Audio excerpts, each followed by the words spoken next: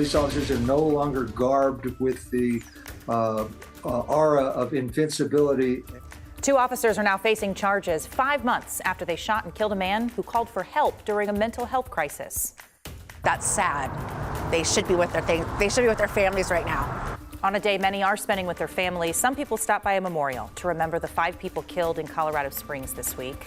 And the people who have worked nonstop to keep us healthy through a pandemic are finally getting a minute to breathe. Ahead on 9 News at 5, a Thanksgiving feast for some first responders. 2 deputies are facing charges in the shooting death of a young man who's having a mental health issue. A grand jury indicted those Clear Creek deputies for their actions that led to the death of Christian Glass. Andrew Bune, the deputy who shot Glass, is facing charges including second-degree murder. Deputy Kyle Gould is charged with criminally negligent homicide and reckless endangerment. Both bonded out of jail today. Legal experts say these indictments of law enforcement officers, once rare, are happening more often as a measure of accountability. 9 News reporter Luis De Leon walks us through the case against those deputies. More than 5 months after the shooting death of Christian Glass, a grand jury has indicted 2 of the deputies who responded that night. Glass was having a mental health crisis. He called 911 when his car got stuck on the side of the road in Silver Plume in June. Hit the lock. Let's open up the door. After more than an hour of negotiation between Glass and deputies, now former Clear Creek County Deputy Andrew Bune broke Glass's car window. Christian, frightened, grabbed a geology knife. Bune shot beanbags, tased Glass, and later shot and killed him. He's facing charges for second-degree murder, official misconduct, and reckless endangerment. All right.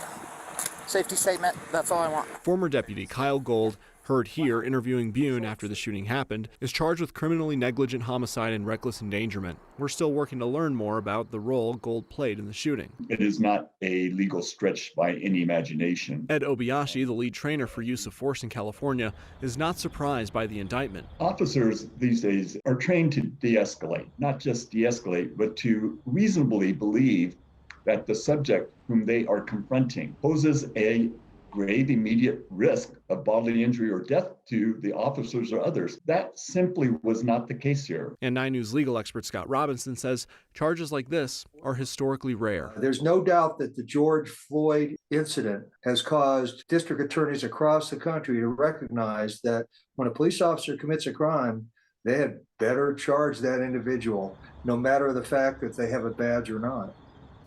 Robinson adds that in court he believes lawyers for the deputies would use the fact that Glass had a knife in his hand to whatever effect. The department fired the deputies after the indictment. The next court dates for both men are expected to be sometime in the middle of next month. What's just so striking about this case, Luis, is that what we now know happened is so different than what the Clear Creek Sheriff's Office told the public, and we only know what really happened because the family went and got that video. And that only strengthens the opinions of both Obayashi and Robinson for how they feel about how these indictments came down. Luis De Leon, thank you. President Biden and the First Lady joined the list of people now sharing condolences following the shooting at an LGBTQ club in Colorado Springs last weekend. A shooter killed 5 people, shot 17 others at Club Q. The Bidens called the 2 club owners today and thanked them for creating a safe space for the LGBTQ community in the Springs. And on a day like Thanksgiving, the weight of the Club Q shooting is still very heavy on people's hearts. 9 News reporter Angeline McCall went down to the memorial today, where people found comfort in paying their respects. This is a day when 5 people should be surrounded by family and friends. Thanksgiving, it's about giving, spending time with people and being thankful. And unfortunately, the families that aren't going to have their loved ones with them this time, it's sad. This is Strana Riley and her wife's first time to the memorial. We've actually been wanting to come by for a while. My wife and I, we've spent many weekends at Club Q. They lost a friend in the shooting and no others hurt. So we just wanted to just do something and show our appreciation of what Club Q has meant to us. For others, this has been a ritual to pay regular visits since the shooting.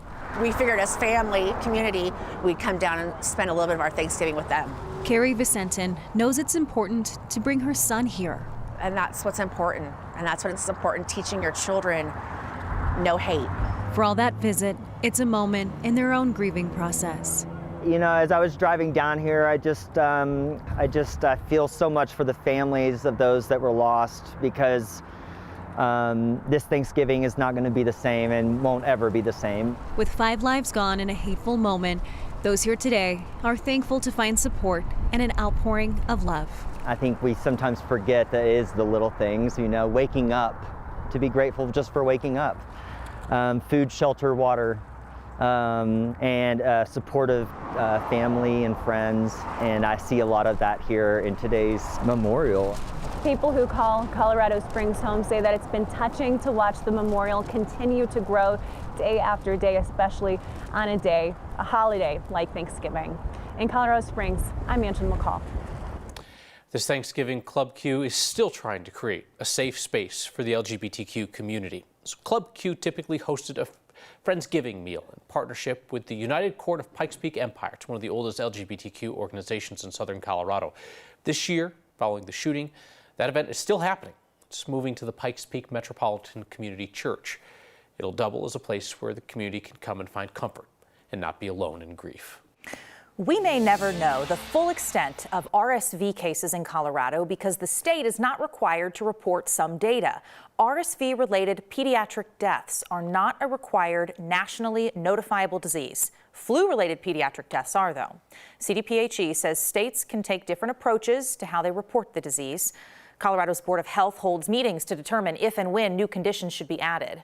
We spoke to a father of a 1-year-old he says was just released after a 12-day stay at Children's Hospital battling RSV, and he believes if the public could look at a number like pediatric deaths, that might give parents a sense of taking this more seriously. I feel like a lot of people don't really understand the severity of it unless they've either experienced it firsthand or if somebody else close to them has gotten it.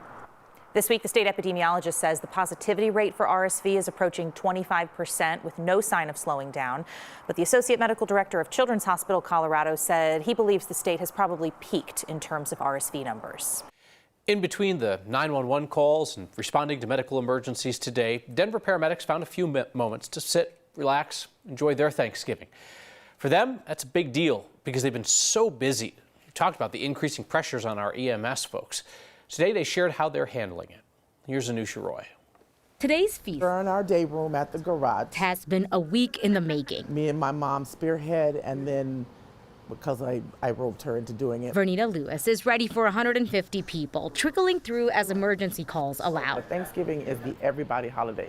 You ought to sit down and have a meal of something. Miss V is at the center of that. She's been a Denver Health paramedic for 23 years. Take a minute, be thankful for whatever it is you're thankful for. That extra minute can be hard to come by. 7 to 12 calls a day, it seems like it's the usual these days. That's a lot. It is a lot. Some of those calls are taking longer because of traffic, helping people in high rises, people worried about going to the hospital out of fear of catching something else, and ERs and hospitals operating at capacity.